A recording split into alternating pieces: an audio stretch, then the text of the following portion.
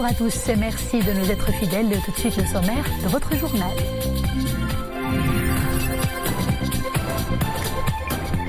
Son Altesse Royale, le prince Moulay Rachid, est arrivé aujourd'hui à Jeddah où Son Altesse Royale représentera Sa Majesté le roi Mohammed VI au sommet extraordinaire arabe et à celui de l'Organisation de la coopération islamique OCI.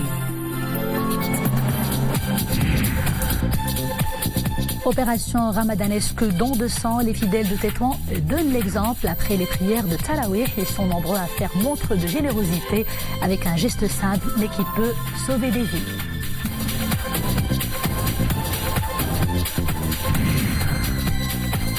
À J-12 des examens nationaux du baccalauréat, les futurs bacheliers se consacrent aux préparatifs avec beaucoup de sérieux et d'abnégation pour maximiser les chances de réussite. Plusieurs d'entre eux bénéficient de cours de soutien scolaire au sein même de leur établissement. Nous suivrons un reportage à Azro.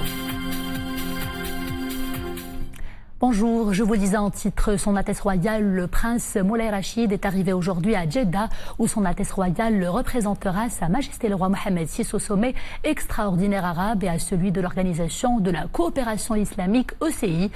À son arrivée à l'aéroport international le roi Abdelaziz de Jeddah, Son Altesse Royale, le prince Moulay Rachid, a été accueilli par Son Altesse Royale, le prince Badr bin Sultan bin Abdelaziz, vice-gouverneur de la région de la Mecque.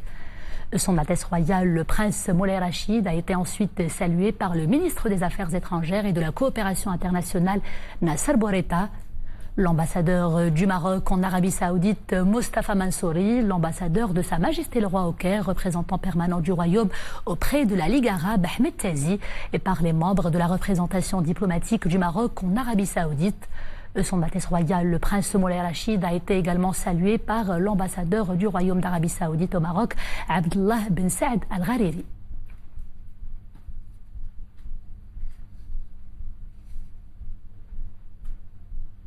L'état d'avancement des projets réalisés dans le cadre du programme Tanger Métropole ont été au centre d'une réunion élargie tenue hier au siège du ministère de l'Intérieur à Rabat. Cette réunion a été l'occasion de faire le point sur l'exécution des projets de ce programme intégré et équilibré lancé en septembre 2013 par Sa Majesté le roi Mohammed VI. Pour parler chiffres, à Tanger, 1500 projets ont été déjà achevés et 6 seulement sont encore en cours d'achèvement. À Tétouan, l'état d'avancement des projets n'a enregistré aucun retard. Notez également que l'enveloppe initiale de 7 milliards de dirhams allouée au programme Tanger Métropole a été portée à 9 millions de dirhams afin de réaliser l'ensemble des projets. Arrestation à Tanger d'un ressortissant italien âgé de 56 ans soupçonné de diriger un des réseaux de la mafia italienne, la Camorra. Le mis en cause a été arrêté par les éléments de la Brigade nationale de la police judiciaire. Le ressortissant italien a été interpellé en exécution d'un mandat d'arrêt international émis à son encontre par les autorités judiciaires italiennes et en application d'un avis de recherche international délivré par Interpol. Le mis en cause a été placé en garde à vue à la disposition de l'enquête judiciaire menée sous la supervision du parquet compétent dans l'attente bien évidemment de l'examen de la procédure de son extradition aux autorités judiciaires italiennes. Le Ramadan, le mois de la solidarité et de l'entraide, des valeurs qui animent les fidèles partout dans le royaume, des fidèles qui cette année encore ont fortement adhéré à l'opération don de sang dans les mosquées du royaume. Exemple tout de suite à Tétouan avec un reportage signé Fnachak El-Alaoui, Abdelali Genouni sur un commentaire d'Iman Ablou. Après la prière, place à un geste généreux, le don de sang. Une initiative qui permet aux fidèles de donner du sang directement au sein des mosquées tout au long du mois sacré. Après la prière des Tarawih, je n'ai pas hésité à participer à cette action. Je lance un appel à tout le monde pour accomplir ce geste vital.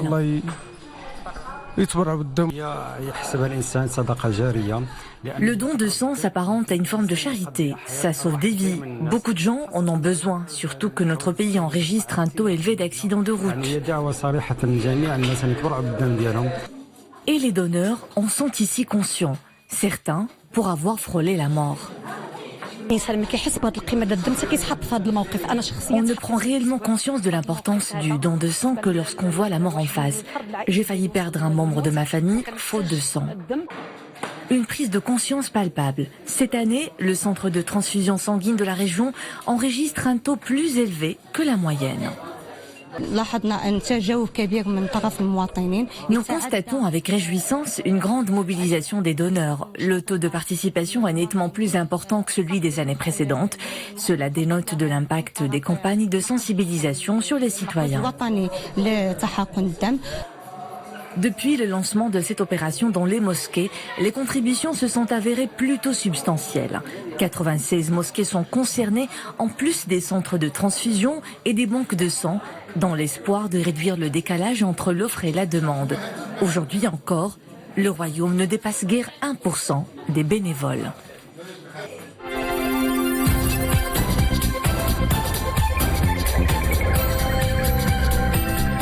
Ouvrons à présent la page monde de ce journal avec d'abord l'envoyé spécial de l'ONU pour la Syrie qui lance un appel urgent pour l'arrêt des combats à Idlib.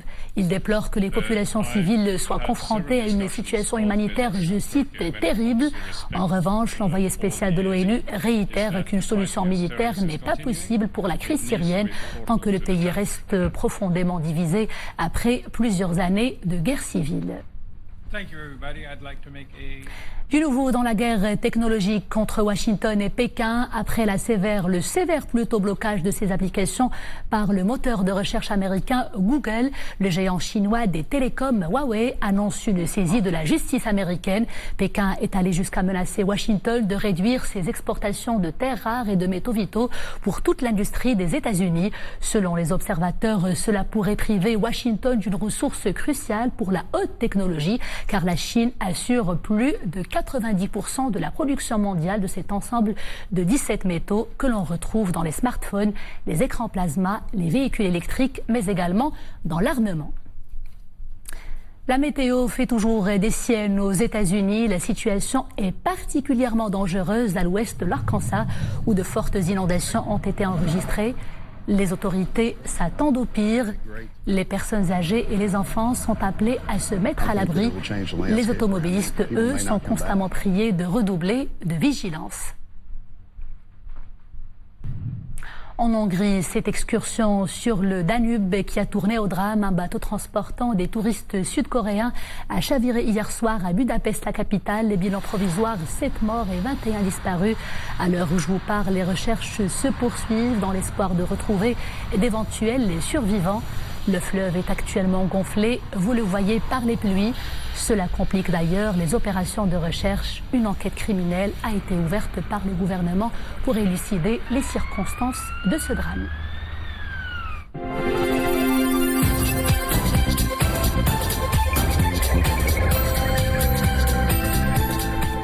Retour à l'actualité nationale et retenez d'abord ces dates. Les épreuves régionales de la première année du baccalauréat pour les candidats libres, session 2019, auront lieu les 8 et 10 du mois prochain, alors que les épreuves de la session de rattrapage se dérouleront les 2 et 3 juillet.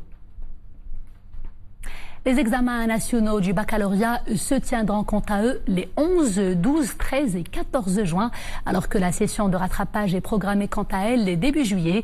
Plus de 400 000 candidats devront franchir donc ce cap décisif de leur parcours estudiantin. À quelques semaines du jour J, à quelques jours du jour J, la pression monte et le stress se fait sentir chez les candidats bacheliers. Au lycée Tariq Ibn Ziyad d'Azro, ils sont totalement investis pour décrocher le précieux sésame. Dès la rupture du jeûne, ils retrouvent les bancs du lycée où des cours de soutien scolaire leur sont offerts à titre gratuit. Ahmed Fadele et Boubkar Ben Ghabret. Il fait nuit. Après la rupture du jeûne, les élèves du lycée Tariq Ibn Ziyad d'Azro se retrouvent pour de longues heures de cours. En groupe de 10 à 12 élèves, les futurs bacheliers suivent avec assiduité les cours de soutien, les examens du baccalauréat. C'est bientôt. Je remercie tous les professeurs pour cette initiative. Nous avons des cours de soutien en physique, en sciences, en maths, en anglais. Je souhaite bonne chance à tous les élèves.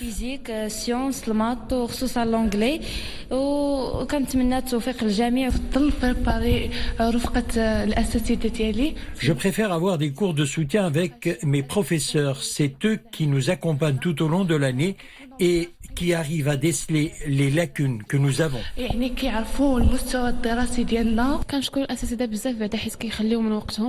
Je remercie tous les professeurs qui consacrent beaucoup de temps pour nous préparer à l'examen qui aura lieu bientôt. Cette initiative a déjà été prise l'année dernière. Cela nous a permis d'avoir de bonnes notes.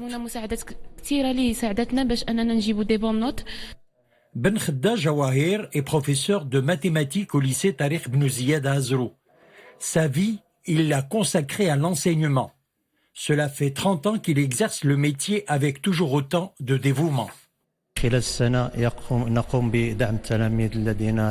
Ce soutien, nous le faisons tout au long de l'année pour les élèves qui ont des difficultés dans telle ou telle matière.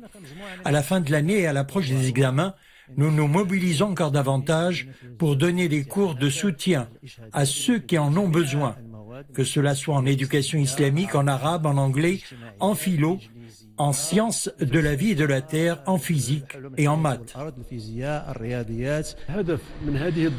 L'objectif est le renforcement des connaissances des élèves et surtout l'appui psychologique à la veille des examens. Les examens du baccalauréat se tiendront dans quelques jours. C'est les 11, 12, 13 et 14 juin, alors que la session de rattrapage est programmée les 4, 5, 6 et 8 juillet. Dans le cadre de notre série ramadanesque consacrée à la construction en pisé, nous vous invitons aujourd'hui à découvrir Qsar Ait Hajali, une ancienne bâtisse dont les murailles racontent l'histoire d'une cohabitation harmonieuse entre différentes tribus arabes, amazirs et juifs. Mohamed Wahibi, Abdelali Ayed et Mounia Marouche.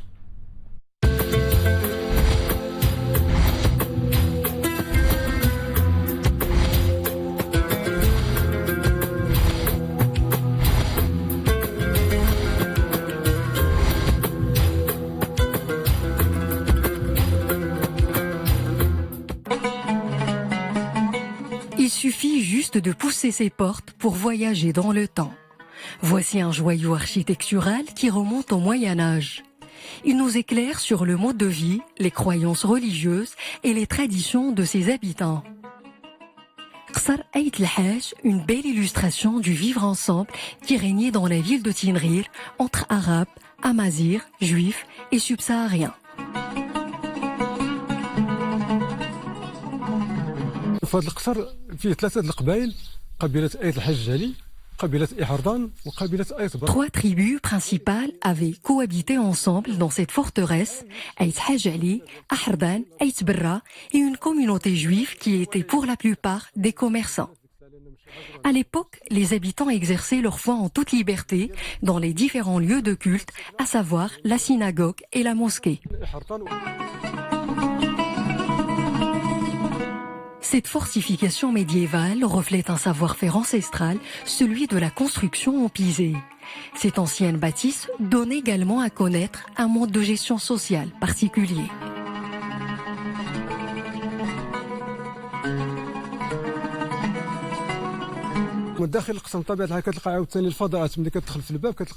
Cette forteresse est dotée de 2 portes, une qui amène au souk et une autre au verger. Elle se compose d'un espace public appelé Tajmet où se réunissaient les familles résidentes pour discuter des différents moyens censés gérer au mieux leur quotidien.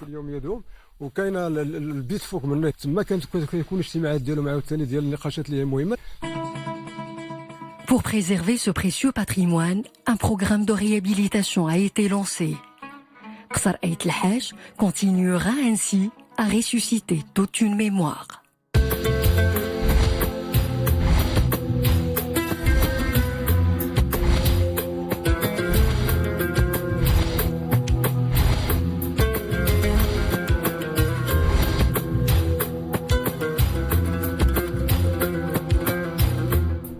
Le soleil va taper encore plus fort durant les prochains jours dans plusieurs villes du royaume.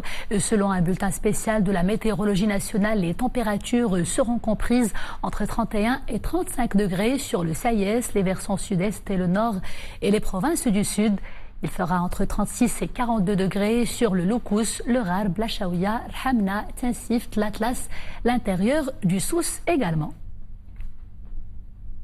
Et c'est ainsi que s'achève ce journal. Merci de l'avoir suivi. Dans quelques instants, vous avez rendez-vous avec Mariam Mohafed pour le JT hispanophone. Quant à moi, je vous retrouve demain, toujours avec grand plaisir. D'ici là, portez-vous bien.